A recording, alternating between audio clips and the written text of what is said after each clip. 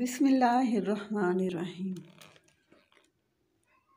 سفر نامہ لبیک قسط نمبر 31 کے ساتھ رابعہ عرفان کا سلام قبول کیجیے۔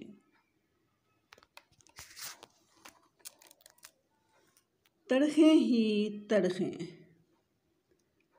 میرا جی چاہتا تھا کہ میں قدرت سے پوچھوں کہ میرے دل میں وسوسے کیوں اٹھ رہے ہیں۔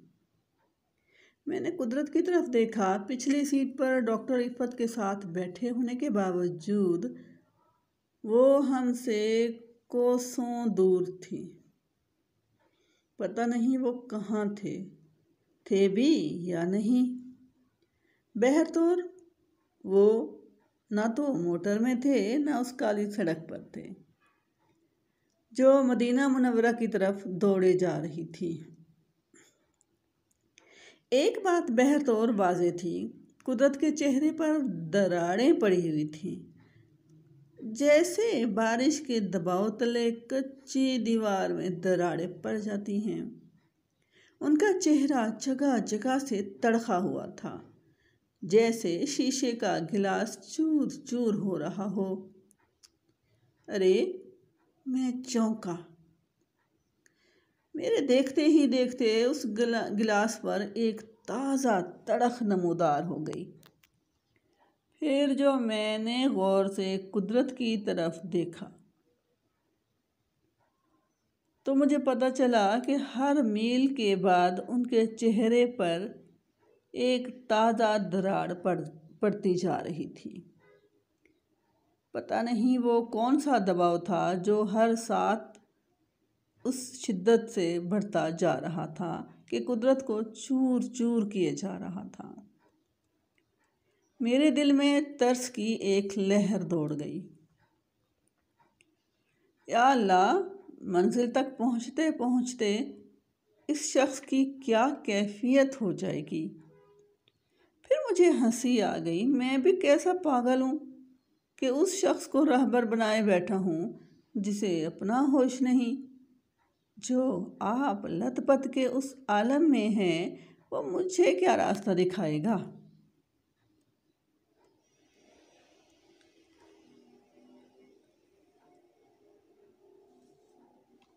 مکر اور صاحب۔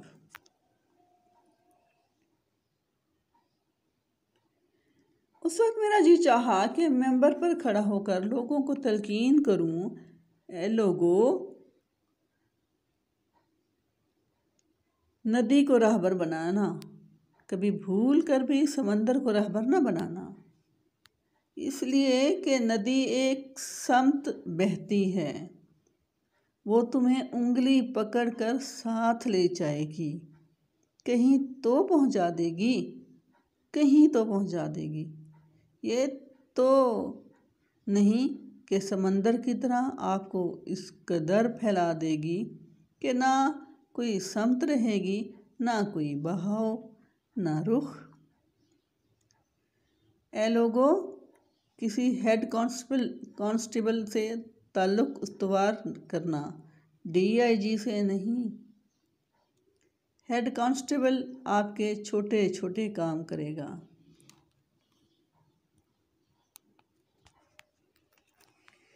آپ کی ٹھوس امداد کرے گا۔ اے لوگو، میں نے بھول کر سمندر کو راہبر بنا لیا ہے اور اب میں خس و خاشاک کی طرح لہروں کے رحم و کرم پر پڑا ہوں۔ نہ میری کوئی سمت ہے نہ منزل۔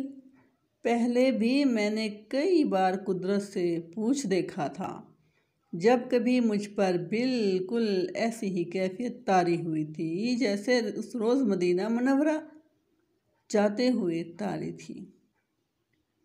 میں نے قدرت سے پوچھا تھا، مجھے بتائیے کہ عالم سکر کیا ہے، عالم صاحب کیا ہے۔ کبھی سرشاری کی کیفیت پیدا ہو جاتی ہے اور کبھی خلائی، ایسا کیوں ہے؟ ایک ہی بات ہے، قدرت نے جواب دیا تھا۔ سرشاری ہو یا خلائی کیفیت، سکر ہو یا صاحب، ایک ہی گاڑی کے دو پہیے ہیں۔ साहब हो तो फिक्र की आरजू ना करो, साहब हो तो दिल में मलाल ना लाओ, साहब हो तो पड़ा होने दीजिए, सरशारी हो तो उसे अहमियत ना दीजिए। दफतन एक झटके से गाड़ी रुक गई। आइए आइए, राब्ता अफसर गाड़ी से बाहर निकलते हुए बोला, मैं आपको एक मकाम दिखाऊं। जिन्नात का मस्कन। हम सब गाड़ी से बाहर निकल आए। सामने पहाड़ियों का एक सिलसिला सा खड़ा था। सड़क के पहलू में ढलान पर एक टूटी फूटी सी चारदीवारी के अंदर चंद एक पत्थर की सिलें सी बिखरी पड़ी थीं। चंद एक पत्थर यहाँ वहाँ जमीन में गड़े हुए थे। उसकी तय जमीन पर अजीब सी वहशत छाई हुई थी। जमीन की साख्त अजीब की सी थी। मिट्टी का रंग भी अजीब सा था। हल्की हल्की सुर्खी जर्दी सी मिली जुली हुई थी। कहीं जर्दी उभरी हुई थी तो कहीं सुर्खी। एक गहरा सकूत छाया हुआ था। एक वीरानी, सुर्ख वीरानी, जैसे जैसे उस मकाम को जिन रोंद गए हों। ये जिन्नों का मस्कन है। क्या? मैंने हसन से पूछा। ये शोहदाए बदर हैं। वो बोला, ये शोहदाए बदर की कब्रें हैं। ये वो मकाम है जहाँ जंगे बदर लड़ी गई थी। वाकई वो जिन्नात का मस्कन था। शोहदाए बदर जिन ही तो थे। इशार और कुर्बानी के जज्बे ने उन्हें जिन बना दिया था। वो कब्रें नहीं लगती थीं। कब्रें तो उनकी होती हैं जो फौत हो जाते हैं। शहीद तो फौत नहीं होता। शहीद का जिस्म हमेशा गर्म रहता है। खून हमेशा जारी रहता है। शायद रिश्ते हुए खून की वजह से वो मैदान और पहाड़ियाँ गुलाबी हो रही थीं। दफतन मुझे याद आया कि वो तो हमारे मोहसिनों का मस्कन था। मेरा सर एहसान मंदी और शुक्रगुजारी के जज्बात से झुक गया। शर्मसारी।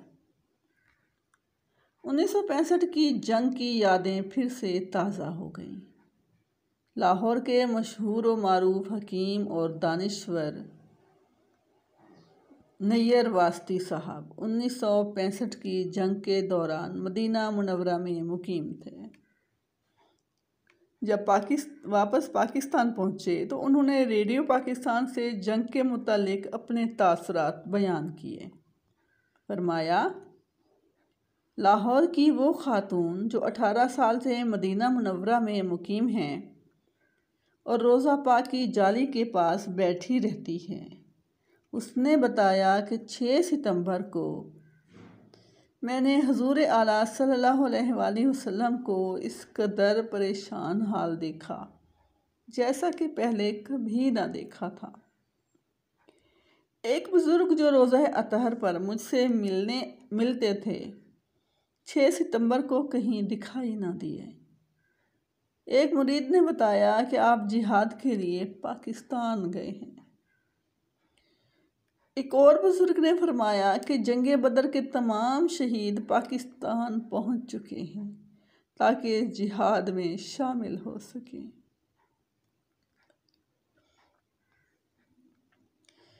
फिर 25 अक्टूबर में रोज़नामा जंग में कई एक खबरें इस मौजू पर शाये हुई थीं, जिनमें भारतीय कैदियों के बयानात भी शामिल थे।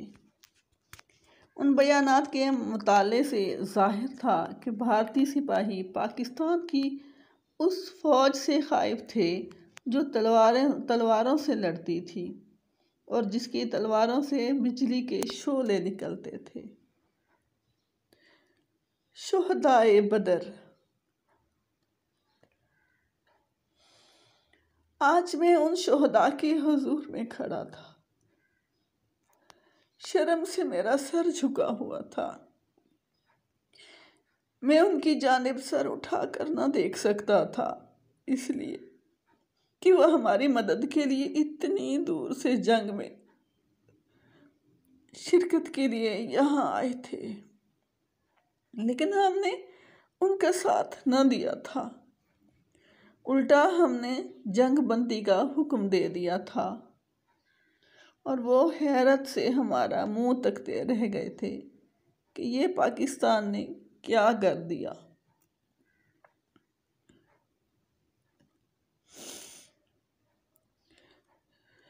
ان دنوں خوشاب کے بزرگ ایڈوکیٹ صاحب نے ایک خط صدر کے نام لکھے تھے، جن میں بار بار تاکید کی تھی کہ جنگ بندی کو تسلیم نہ کرنا۔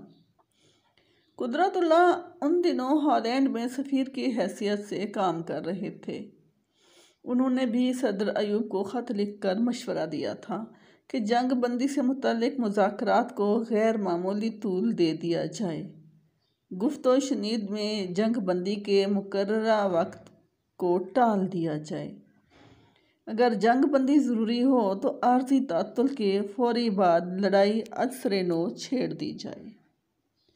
پتہ نہیں کیوں پاکستان کے سربراہوں کو ہمیشہ بزرگوں کی طرف سے مشورے اور ہدایات موصول ہوتی رہتی ہیں۔ بہرحال ہمارے سربراہوں نے ذاتیات کی بنا پر ہمیشہ جنگ کو ٹالنا چاہا۔ صدر ایوب اقتدار ہاتھ سے جانے کے خوف سے جنگ کرنے کے حق میں نہ تھے۔ جنرل یحییٰ مغربی پاکستان میں اپنی حکومت قائم رکھنے کی غرض سے ایسٹ پاکستان کو دشمنوں کے حوالے کرنے کا پہلے سے ہی فیصلہ کر چکے تھے۔ پاکستان کو کوئی ایسا سربراہ نصیب نہ ہوا تھا جو مجاہدانہ شان سے اللہ کے نام پر جنگ کرتا، جو شہیدان بدر کی امداد پر ایمان رکھتا اور ان کا ساتھ دیتا۔ ہاں، شہیدان بدر کے روبرو میرا سر شرمساری کی وجہ سے جھکا ہوا تھا۔ پھر مجھے یاد نہیں، پتہ نہیں ہم کب موٹر میں بیٹھے، کب موٹر چلی، کتنی دیر چلتی رہی۔